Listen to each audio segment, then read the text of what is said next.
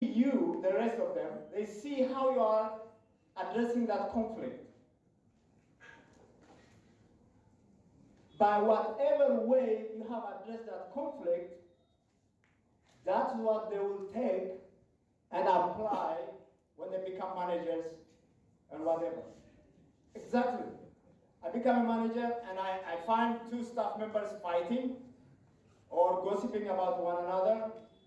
I will apply what my teacher applied in that classroom to resolve that problem between the two students.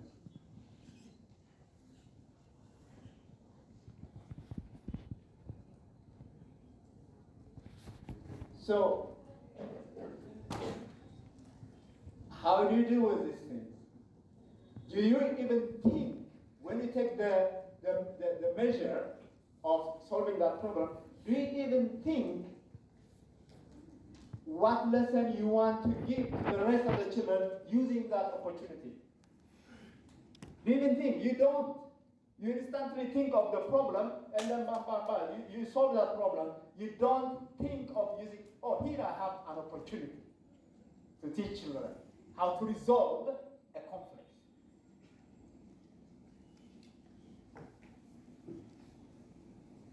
Peaceably, leading to forgiveness, leading to reconciliation, leading to restoration.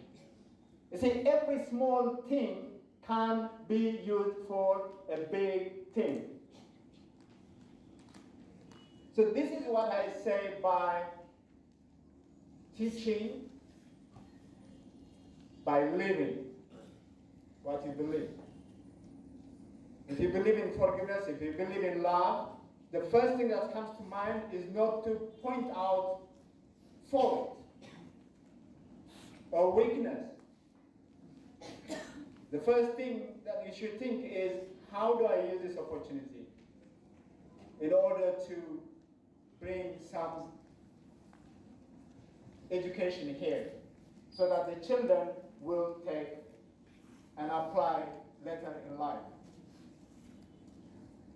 A Christ-centered teacher values all the same way.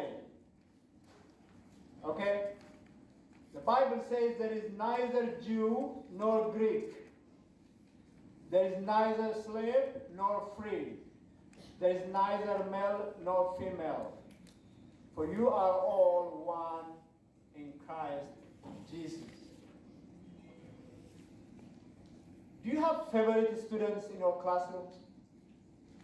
Do you have students whom you classify as my favorite? Who are they? Do you have students you often want them to answer questions? Do you have students you really appreciate more or see in positive light than others? If we are honest, the answer is yes. I've heard it from many teachers who have confessed, yes, we do. And who are these favorite children? It's either boys, it's either people from rich families, influential families in community.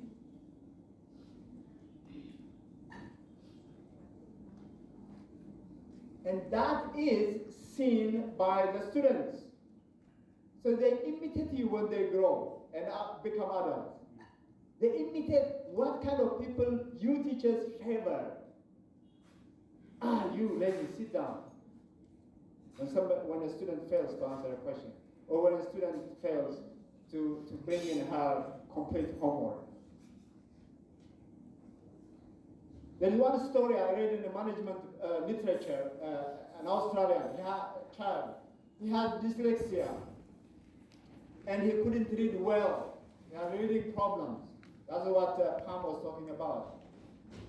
And the teacher used always to make him, to embarrass him in the classroom. She knew he had a problem of reading, but she would always ask him to read in the classroom. And of course he would struggle. Students will giggle and laugh at him, and he would sit down in shame.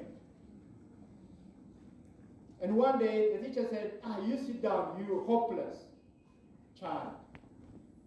The child never went beyond high school.